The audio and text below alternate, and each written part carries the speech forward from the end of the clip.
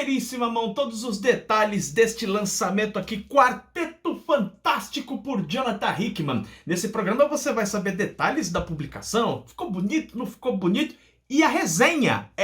Porque eu li isso aqui, cara, a hora que chegou isso aqui, para tudo pra eu ler esse material, porque eu tava muito hypado, eu tava com muita vontade mesmo de ler este trabalho, tinha muita curiosidade, é o primeiro volume da série aí, de outros ônibus que vão sair dessa fase aqui do Jonathan Hickman, e não fui decepcionado, o Busão é da hora demais, eu vou te mostrar todos os detalhes agora. Lembrando a você que a Panini vem publicando trabalhos, digamos assim, de maior fôlego do Quarteto Fantástico. Já lançou os 2 ônibus da fase do John Byrne, já lançou o ônibus da fase do Mark Millar e do Brian Hitch, já lançou 2 Epic Collections da fase do Walter Simonson, e todos esses trabalhos foram devidamente resenhados aqui no canal BBHQs. Aqui na descrição do vídeo eu vou deixar o link de todos esses vídeos para que você possa assistir. Eles estão todos numa playlist que eu preparei, playlist do Quarteto Fantástico, beleza? Show de bola, vamos conferir aqui. Então, todos os detalhes desse trabalho, eu estava muito ansioso para ler esse material. Vamos tirar aqui, então,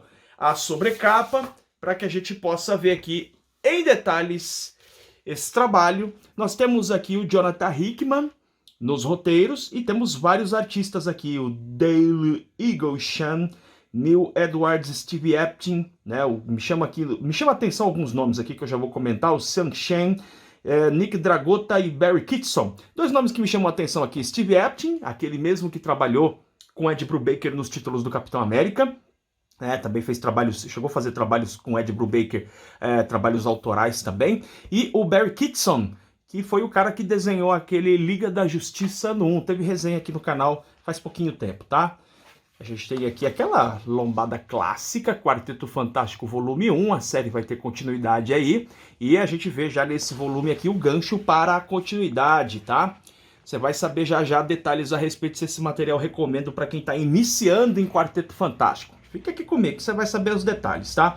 Vida e morte da primeira família da Marvel. Aqui a gente tem algum texto aí explicando os detalhes da obra, não é? Alguns textos, e eu vou te dar uma recomendação, tá? Não lê esses textos aqui não, eles vão te dar spoiler, cara. Eles te dão um spoiler aí, pode atrapalhar a tua experiência de leitura. Se você for uma pessoa mais criteriosa com isso, eu recomendo que você não leia. Aqui nós temos todas as edições que compõem este volume aí, que conta com mais de 700 páginas, tá? Esse material aqui reúne mais de 700 páginas, tem alguns extras, a gente vai dar uma conferida aí, tá bom?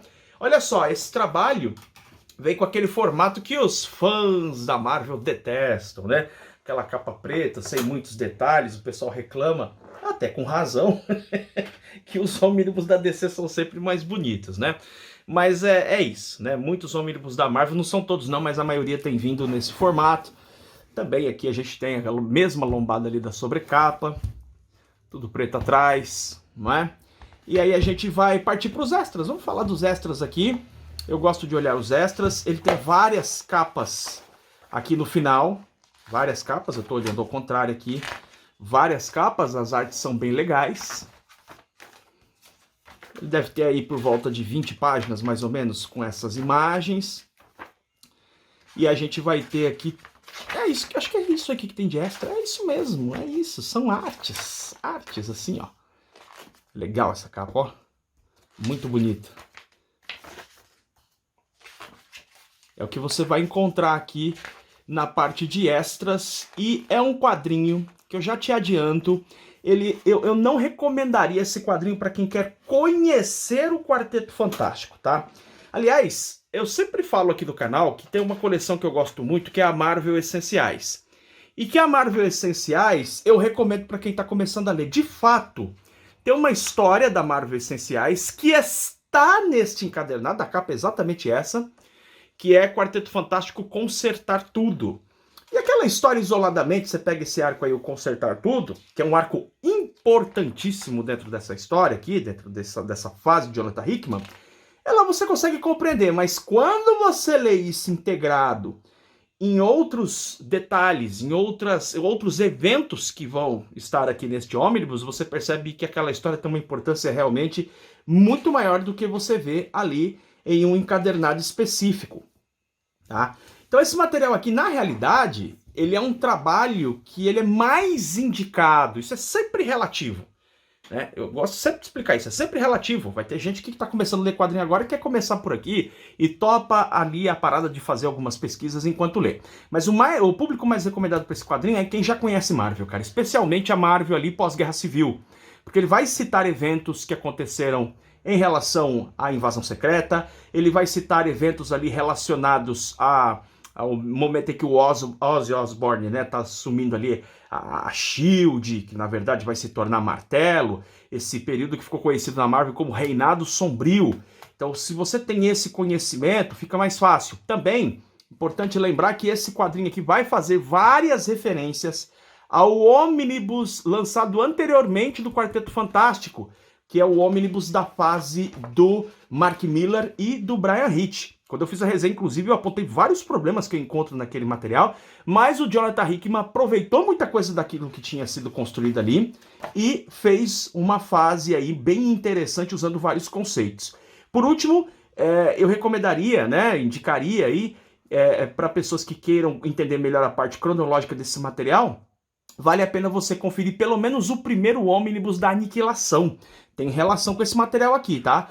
O primeiro, o segundo nem tanto, né? Que é a Aniquilação, a Conquista. Mas o primeiro tem uma relação bastante forte. Essas histórias foram publicadas originalmente entre 2009 e 2010. Nós temos os vários arcos conectados aqui. Temos arcos específicos.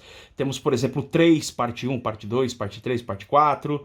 Né? Temos o Consertar Tudo, que é aquela edição, que eu vou deixar aqui no link também, aquela edição encadernada dentro da coleção Marvel Essenciais. Mesmo achando que esse material é para um leitor já mais experiente em Marvel, o Consertar Tudo continua achando que é uma boa leitura para quem quer começar a ler Quarteto Fantástico. O que seria mais recomendado, na minha opinião, seriam as edições das Epic Collection, do que nós temos disponível hoje. Quer ler um material de mais fôlego do Quarteto Fantástico, está iniciando, quer conhecer mais o quarteto? A minha sugestão é que você comece pelas Epic Collection. Aqui nós temos um texto do Leandro Luiz de Delmanto, e olha só, eu recomendo que você não leia também. O Luiz de Delmanto dá uns spoilerzinhos aqui. Isso se você for criterioso. Tem gente que não liga. Eu não ligo pra isso, então pra mim não é nenhum problema. Mas eu sei que tem gente que é bastante criteriosa com essa questão. Não recomendo que você leia, tá? Vamos lá, são vários artistas. A arte, de modo geral, é bastante competente. Eu não vou me deter muito na questão da arte, tá? Você vai ver aí que a arte, em geral, é uma arte já mais cara do século XXI mesmo, né? Já é uma arte que tem muita influência ali do Bryan Hitch, John Cassaday. São painéis mais amplos, normalmente mais verticalizados não, horizontalizados, perdão. E aí você vai ter aí um quadrinho que tem uma fluidez muito boa de leitura, é um material que você vai ler com uma certa velocidade, se você já entende tudo esse contexto aí da Marvel, do período que eu tô falando pra você. Se você é alguém que nunca leu Marvel, começar por aqui, você vai enroscar em várias circunstâncias aqui que eu vou te falar. Por exemplo, aqui nós temos o Reed construindo um portal, e a ideia desse portal vai perpassar toda a história aqui na sequência, e ao mesmo tempo em que a família está ali, digamos assim, se opondo à figura do Norm Osborn, o diretor-chefe do Martelo.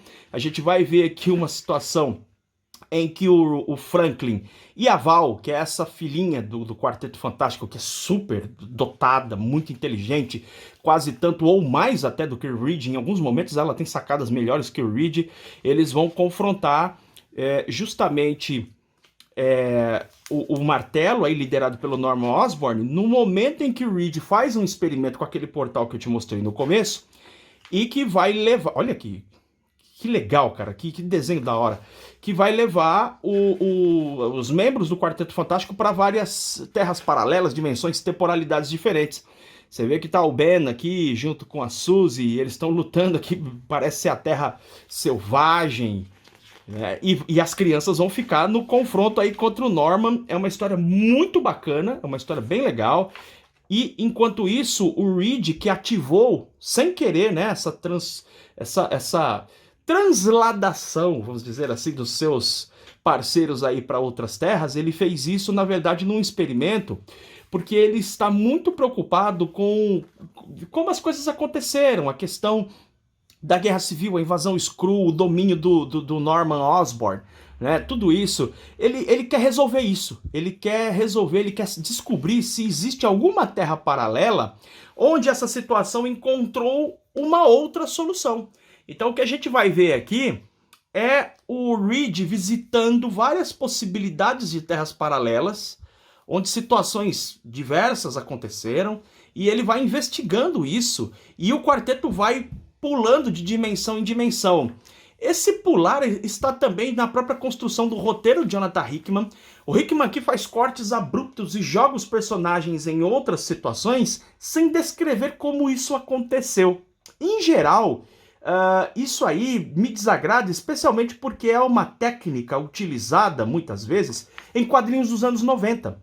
Eu comentei aqui recentemente sobre Thor, a Árvore da Vida, péssimo trabalho, e que justamente você tem esses cortes abruptos onde não há uma explicação, ou melhor, não é explicação, o ponto não é explicação, desenvolvimento para explicar, né, a transição dos personagens de um cenário para o outro.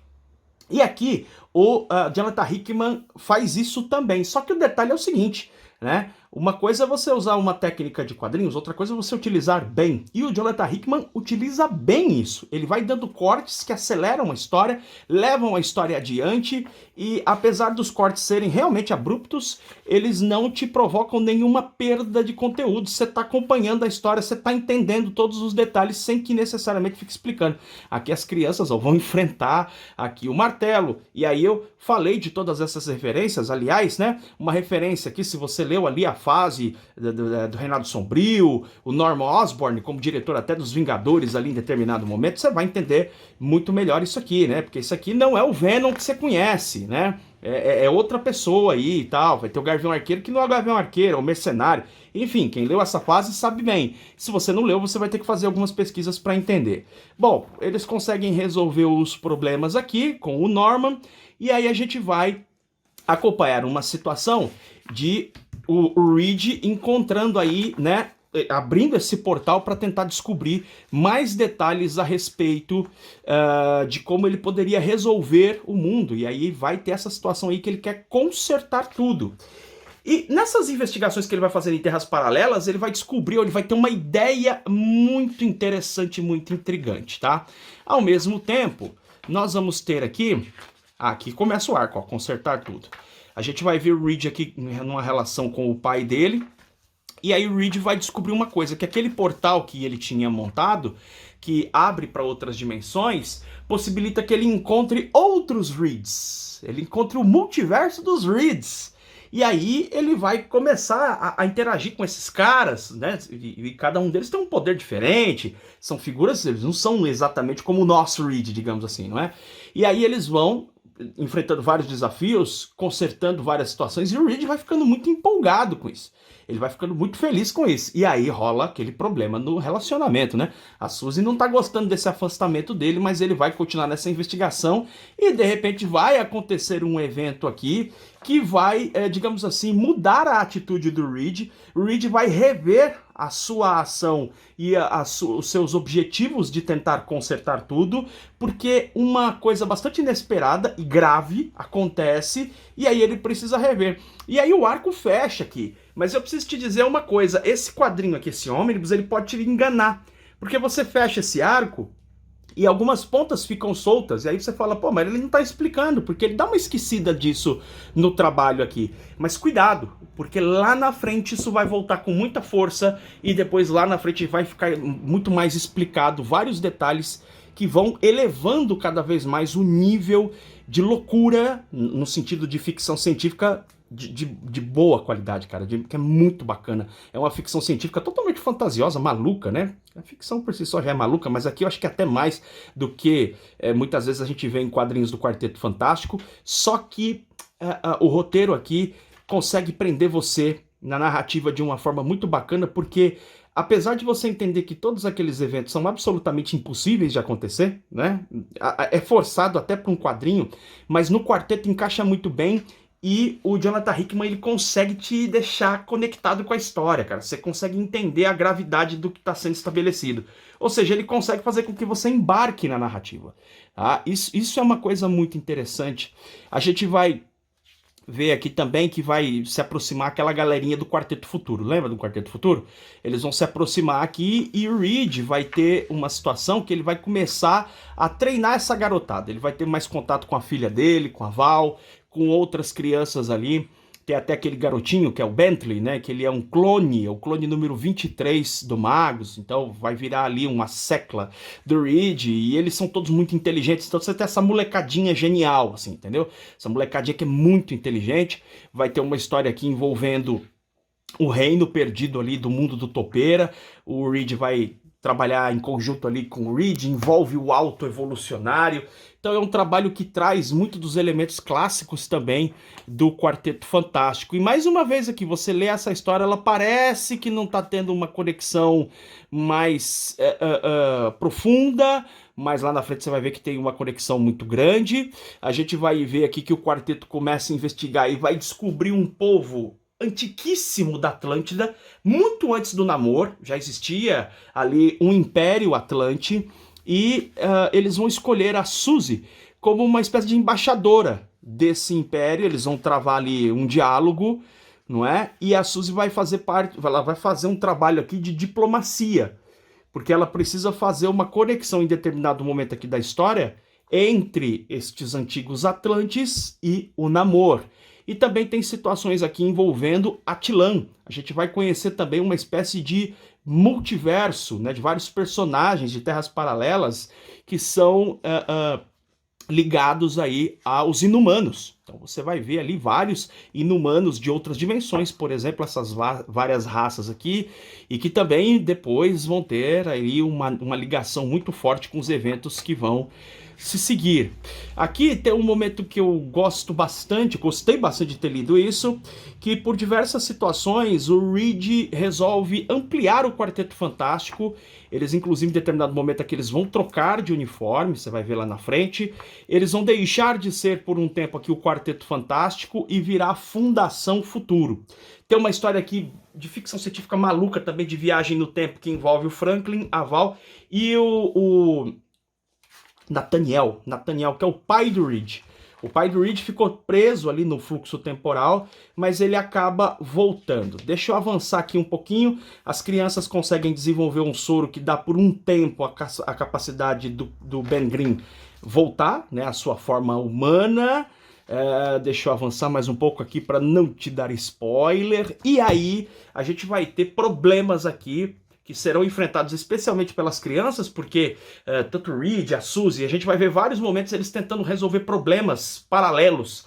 Quer dizer, tem várias aventuras aqui que são praticamente aventuras solo, especialmente com o Reed e com a Suzy. A Suzy envolvida com a questão da diplomacia ali com os dois impérios, digamos assim, né? O antigo império e o novo império ali da Atlântida. Ela que vai fazer ali o meio de campo juntamente com o Namor, e a gente sabe que o Namor sempre teve uma paixonite incrível, profunda, né, pela Suzy.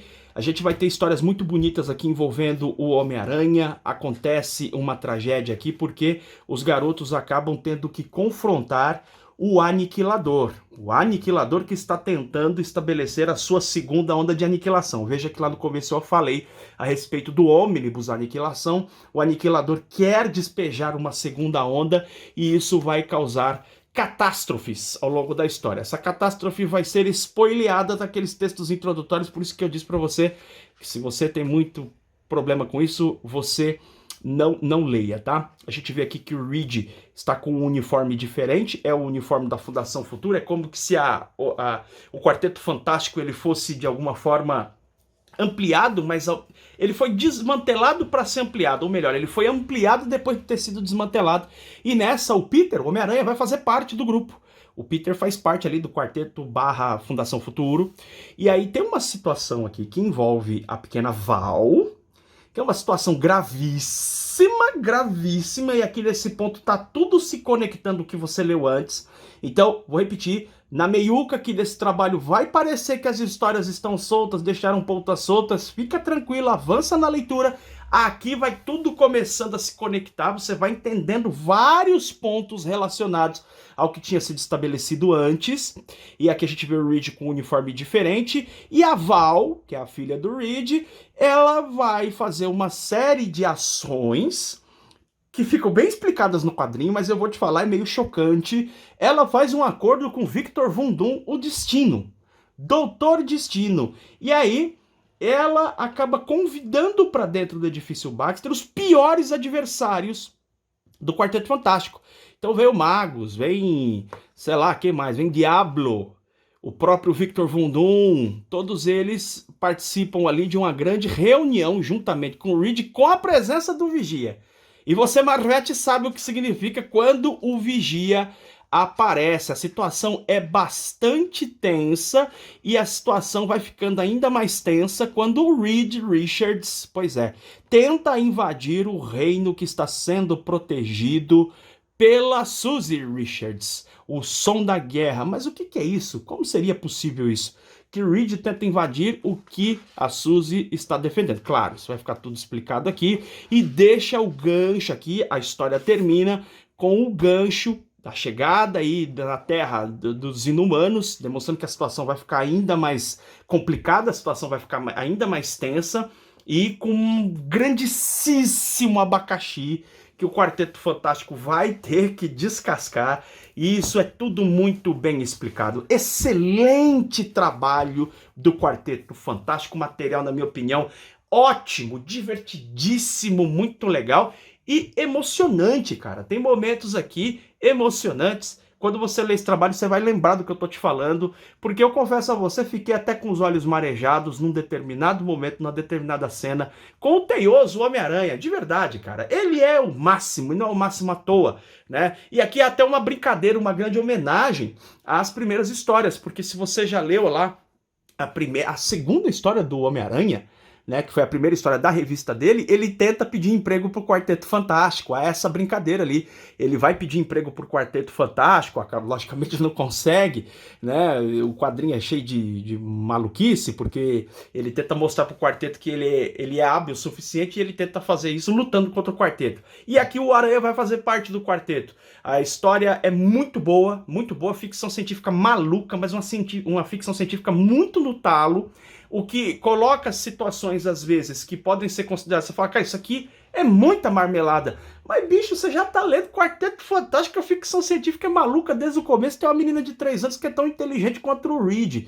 Então, as pequenas mentiradas, incoerências, você passa por cima pela aventura. É um quadrinho de aventura com uma ficção científica muito pesadona e que tudo se conecta. Como é gostoso você ler materiais que tem isso, onde os plots... né, os plots, na verdade, fazem parte de um grande plot, de um grande argumento, de uma grande ideia, e as histórias que podem parecer ali, digamos, episódicas, soltas, lá na frente você vai conectando tudo. Aliás, uma dica final, tá?